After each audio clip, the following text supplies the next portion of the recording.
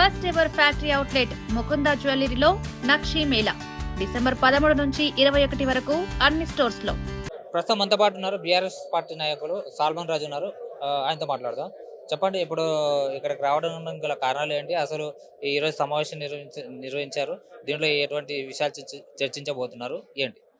ఏం లేదండి, మాది ప్రాపర్ వచ్చేసి నారాయణఖేడ్. ఇక్కడ సార్ వస్తుందంటే సార్ కలవడానికి వచ్చాము. ఎంతో దూరంకి వెళ్ళి మేము వచ్చాము. సార్ అంటే మనకు చాలా అభిమానము. తెలంగాణలో ఎంతో కొట్లాడి ఎంతో ఉద్యమాలు చేసి ఇక్కడ ఈ వరకు వచ్చాడు. అందుకని ఇక్కడ సార్ కలదామని వచ్చాము. ఇందాక కలిసాం, సార్ లోపల పోయాడు.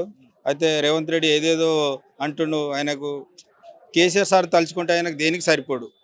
కేసీఆర్ సారు ఆయన సుదీర్ఘమైన 40 సంవత్సరాల రాజకీయం ఉంది. ఈయన 2004 నుంచి రాజకీయంలో వచ్చిండు. అంతకుముందు క్యాబినెట్ మినిస్టర్ కూడా చేయలేడు. కానీ ఏదేదో పేగులు వీక్తా మెడలు వేస్తా అవన్నీ ఇచ్చిన 6 హామీలు ఒక్క హామీ నెరవేర్చలేడు. అన్ని బట్టేబాజు మాటలు, లుచ్చ మాటలు. అట్లనే మొన్న గత ఎలక్షన్లో జూబ్లీస్లో తలుచుకుంటే ఆ రోజు కూడా అంతే, అన్నీ బేకార్ మాటలు. మీరు ఓట్లు వేయకపోతే మీ అది చేస్తా, ఇది భయప్రాంతానికి పుట్టించి భయం పుట్టించే ఓట్లు వేయించుకుంటే తప్ప వేరేది ఏం లేదు. అది మైనారిటీ వాళ్ళతోటి కుమ్మక్కై వాళ్ళకి పోటీ పైసలు ఇచ్చి తినబెట్టి పక్క జరిపించి, లేకుంటే డేర్ టు డేర్ వస్తే అక్కడ కూడా టీఆర్ఎస్ గత ఎలక్షన్లో మొన్న పంచాయతీ ఎలక్షన్ జరిగిన దాంట్లో కూడా 2019లో చూసుకుంటే 2000 చిల్లరవి కాంగ్రెస్ గవర్నమెంట్ రాలే. లాస్ట్ టైం మన గవర్నమెంట్ జరుగుతుంటే 4000 చిల్లర, 4000 పైన ఎలక్షన్ మన టీఆర్ఎస్ వాళ్ళు విన్ అయ్యారు. దాన్ని బట్టి ఆయనకు రేవంత్ రెడ్డి తెలిసిపోవాలి గవర్నమెంట్కి వ్యతిరేకత ఏమొచ్చింది. అన్నీ బేకార్ మాటలు మాట్లాడి చిల్లర మాట్లాడి జనాన్ని మోసం పెట్టి ల్యాండ్ ఆర్డర్ ఎక్కడ పోయింది, పోలీసు వాళ్ళు సరిగా గవర్నమెంట్ ఎక్కడ లేదు, అంత భయప్రాంతాన్ని పుట్టిస్తున్నారు. వాళ్ళ తమ్ముళ్ళు వాళ్ళు ప్రజాపాలనలో అస్సలు ప్రజంలో వచ్చిన వాళ్ళు ఏమే గారు వాళ్ళకు ఎస్కార్డ్ ఇచ్చి పోలీసు వాళ్ళు ఎంట పెట్టుకొని భయపెట్టించి హైడ్రా తీపిచ్చి జనాలకు అయితే అబ్బాబాబా ఎంత తిడుతున్నా అంటే ప్రజలు తిట్టరాని మాటలు. ఇక ఆయన బతికుండి సచ్చినట్టే అనుకో నాకు తెలిసి అయితే. ఎందుకంటే బూతు మాటలు. పాపం లేడీస్ బస్సు ఫ్రీ అన్నాడు. ఎవరికి బస్సు ఫ్రీ? బస్సు లేడీస్ లేదు, జుట్లు పట్టుకొని కొట్టుకుంటారు. మొగలకు లేక ఆడల టికెట్ డబుల్ టికెట్ కొడుతున్నారు. ఇది ఆయన పరిపాలన, ఆయన రాజకీయం. అస్సలు రాజకీయం అనుభవం లేదు.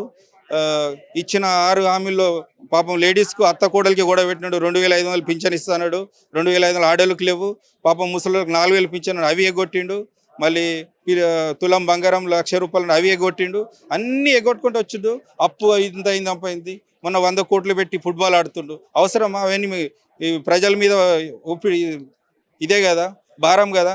అందుకే ఆయనకు రాజకీయం అనేది తెలియదు. అంతకుముందు మిస్ ఇండియా 40 ఏదో లేడీ తీసుకొచ్చి ఇక్కడ ఇవన్నీ చేస్తే అప్పు లేదు, కేసీఆర్ చేసిన దానికి అప్పు అని చూపెడతాడు. ఇవి ఆయన పాలన, ఆయన రేవంత్ రెడ్డి దౌర్భాగ్యం, ఆయన గుణపాఠం. వచ్చే ఎలక్షన్లో ఇంకా 2.5 సంవత్సరాలు ఉంది. 2.5 సంవత్సరాలు ప్రజలంతా చాలా వ్యతిరేకిస్తారు. 2.5 సంవత్సరాలు ఆయన ముఖం పెట్టుకొని తెలంగాణలో ఎక్కడ తిరగలేడు. నేను బరాబర్ చెప్తున్నా మళ్ళీ ఒకసారి. ఆయన ఎక్కడ ఇక జూబ్లీస్లో కాదు, ఆయన జూబ్లీస్లో ఇల్లు ఉంది కదా రోడ్ నెంబర్ 36, అక్కడ కాదు, కొడంగల్లో కూడా ముఖం చాటేసుకొని బతకగలుగుతాడు. ఓకేనా? ప్రస్తుతం మనతో పాటు ఉన్నారు బీఆర్ఎస్ పార్టీ నాయకులు దాసరి శ్రీనివాస్ గారు. ఆయన ఉద్యమకారులు. ఆయనతో మాట్లాడదాం. సార్ నమస్తే. అయితే ఇప్పుడు ఏదైతే ఇప్పుడు కేసీఆర్ గారు ఈరోజు రావడం జరిగింది ఇక్కడ. సో ఒక సమావేశం నిర్వహించడం జరిగింది. ఇందులో ఎటువంటి విషయాలు చర్చించే అవకాశం ఉంది? అలాగే ఇప్పుడు పార్టీ ఫ్రాంపుల నేపథ్యంలో దీని గురించి చాలా చర్చలు జరుగుతున్నాయి. పార్టీ ఫ్రాంపుల నేపథ్యంలో అంటే ఎవరైతే ఎమ్మెల్యేలు కాంగ్రెస్లోకి వెళ్ళిపోయారో బీఆర్ఎస్ నుంచి, ఆ పార్టీ సంబంధించిన ఫిరాయింపుల నేపథ్యంలో కూడా చర్చించే అవకాశం ఉందా? ఖచ్చితంగా ఉన్నది. పార్టీ ఫిరాయింపులు అనేది రాజ్యాంగాన్ని తుంగలో దొక్కిన పరిస్థితి. ఎవరైతే గడ్డం ప్రసాదరావు స్పీకర్ గారు ఉన్నారో ఆయన నిస్సిగ్గుగా అసలు తెలంగాణ శాసనసభ సిగ్గుతోని తలదొంచుకునే విధంగా ఆయన ప్రజలందరూ చూస్తుండగా ఎన్నో క్లిప్పింగ్లు ఉన్నాయి, వీడియోలు ప్లే చేస్తున్నాయి అన్ని టీవీలు కూడా. అవి చూపిస్తూ మరి స్పీకర్ తీసుకున్న నిర్ణయాన్ని సైడ్కి చూపిస్తూ ఉన్నారు మీడియా వాళ్ళంతా. ఇంత నిస్సిగ్గుగా రేవంత్ రెడ్డి ఆయనతో చెప్పించిండు. ఆయన నేను స్పీకర్లని మర్చిపోయి రేవంత్ రెడ్డి ఎట్లా చేయమంటే అట్లా చేయడం చాలా దౌర్భాగ్యం, దురదృష్టకరం.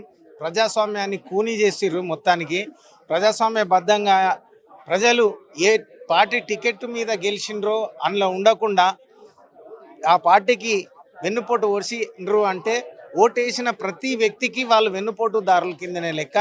అటువంటి వ్యక్తులను వాళ్ళు తిరగలేదు, ఇంట్లోనే ఉన్నారని సిగ్గు లేకుండా చెప్పడం అంటే చాలా బాధాకరం. అంటే గతంలో చూసుకుంటే మీ బీఆర్ఎస్ పార్టీ కూడా 10 సంవత్సరాలు ఉంది కాబట్టి అప్పుడు కూడా కాంగ్రెస్ ప్రభుత్వం ఇదే ప్రభుత్వం మీద కొన్ని అంటే లైక్ వాళ్ళలో నుంచి పార్టీ నుంచి తీసుకోవడం మీ పార్టీలోకి తీసుకోవడం వాళ్ళని సో ఇలా చేసింది కాబట్టి ఇప్పుడు రేవంత్ రెడ్డి కూడా అదే విధంగా చేయబోతున్నాడని చెప్పి చెప్తున్నారు.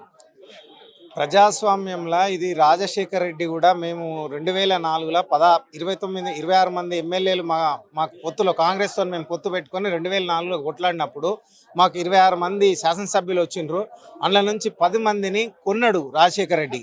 కొన్నప్పుడు కూడా మేము అప్పుడు పార్టీ ఫిరాయింపుల చట్టం కింద స్పీకర్కు మేము కంప్లైంట్ ఇచ్చిండు కేసీఆర్. ఇచ్చినాక కూడా అప్పటి స్పీకర్ కూడా నానబెట్టి ఇంకో 15 రోజులు ఉందనగా ఒక ఇద్దరిని మందటి సత్యనారాయణ రెడ్డిని ఇంకొక ఆయనను మాత్రమే సస్పెండ్ చేసి మిగతా వాళ్ళందరినీ బయటపడేసిండు. దాని మీదనే మళ్ళీ మేము కొట్లాడినప్పుడు మొన్న మేము అధికారంలోకి వచ్చినప్పుడు కాంగ్రెస్లో ఉన్న వాళ్ళు మేము మా దాంట్లో కలుపుకోవడానికి రాజ్యాంగబద్ధంగా కలుపుకున్నాం. ఎట్లా అంటే పూర్తిగా కాంగ్రెస్ ఎల్పీ పార్టీ మొత్తము మేము ఇందులో పోతున్నామని తీర్మానం చేసి ఆ స్పీకర్కి ఇచ్చి మా దాంట్లోకి వచ్చింది. మేము రాజ్యాంగంలో ఉన్నది పార్టీ ఫిరాయింపుల చట్టంలో పూర్తి ఎల్పీ పార్టీ విలీనం అయితే తప్పు లేదు అని ఉన్నది. కాబట్టి ఆ కాజ్ కింద మేము రాజ్యాంగబద్ధంగా వాళ్ళని మేము పార్టీలో చేర్చుకున్నాం. రాజ్యాంగ వ్యతిరేకంగా కూనీ చేసి రాజ్యాంగాన్ని మేము కాంగ్రెస్ ఎమ్మెల్యేలను మా టీఆర్ఎస్లో కలుపుకోలే. అయితే ఇప్పుడు చూసుకుంటే ఇప్పుడు ఎవరైతే ఇప్పుడు శ్రీహరి గారు ఉన్నారో కడియం శ్రీహరి గారు కావచ్చు, దాను నాగేంద్ర కావచ్చు, వీళ్ళ మీద వేటు పడే అవకాశం ఉందని చెప్పి చాలా ఛానల్స్లో చెప్పడం జరుగుతుంది. అలాగే కొన్ని చర్చలు కూడా జరుగుతున్నాయి వీళ్ళపైన. సో నిజంగానే వీళ్ళ మీద వేటు పడే అవకాశం ఉందా, లేదంటే రాజీనామా చేస్తారు? వీళ్ళ మీద పార్టీ వీళ్ళు ఖచ్చితంగా వెలివేయబడతారు, వీళ్ళ సభ్యత్వం రద్దు చేయబడుతుంది అనుకున్నప్పుడు రేవంత్ రెడ్డి సలహా సూచనలకు అనుగుణంగానే వాళ్ళిద్దరు మెసులుకుంటారు. మీరు రాజీనామా చేయండి, మీ పరువు బాగుంటుంది, మళ్ళీ ఎన్నికల్లో మీకే టికెట్ ఇస్తా అని చెప్తే అట్లా చేయొచ్చు. లేదు వాళ్ళు శశమీర అంటే నిర్ణయం తీసుకోవచ్చు స్పీకర్ గారు. ఎట్లయితే రాజశేఖర్ రెడ్డి 10 మంది మమ్మల్ని కొన్నప్పుడు 2004లో ఒక ఇద్దరిని సస్పెండ్ చేసి చేతులు దులుపుకున్నాడో, ఇప్పుడు వీళ్ళు అదే పంతాల పోయి వీళ్ళిద్దరిని సస్పెండ్ చేసి మేము రాజ్యాంగాన్ని కరెక్ట్గా నడుపుతున్నాం సజావు కానీ వీళ్ళిద్దరిని చూపిస్తారు వాళ్ళు కారు అని చెప్పి తప్పించుకునే ప్రయత్నం రేవంత్ రెడ్డి చేస్తాడు. ఇప్పుడు మొన్న జూబ్లీస్ ఎన్నికలు అయిపోయాయి, అయితే దాంట్లో ఓడిపోవడం జరిగింది బీఆర్ఎస్ పార్టీ. అయితే ఇప్పుడు ఖైరతాబాద్ నియోజకవర్గం అలాగే 10 నియోజకవర్గాలు బై ఎలక్షన్స్ రాబోతున్నాయని చెప్పి చెప్తున్నారు. నిజంగానే వచ్చే అవకాశం ఉందా? నాకు తెలిసి అయితే ఇప్పుడు రేవంత్ రెడ్డి మన స్పీకర్ గారు చేస్తున్న ఎత్తులకు మాత్రం మొత్తం అందరినీ సభ్యత్వాలు రద్దు చేసే పరిస్థితి కనబడతలేదు. ఏం చేసినా వాళ్ళిద్దరినే చేస్తాడు. మీరు అన్నట్టు కడియం శ్రీహరిని ఆయనను ఇద్దరిని ఖైరతాబాద్ నాగేందర్ని వీళ్ళిద్దరిని సస్పెండ్ చేసి చేతులు దులుపుకుంటారు. ఈ రెండే ఉప ఎన్నికలు వస్తాయని నేను అనుకుంటున్నాను.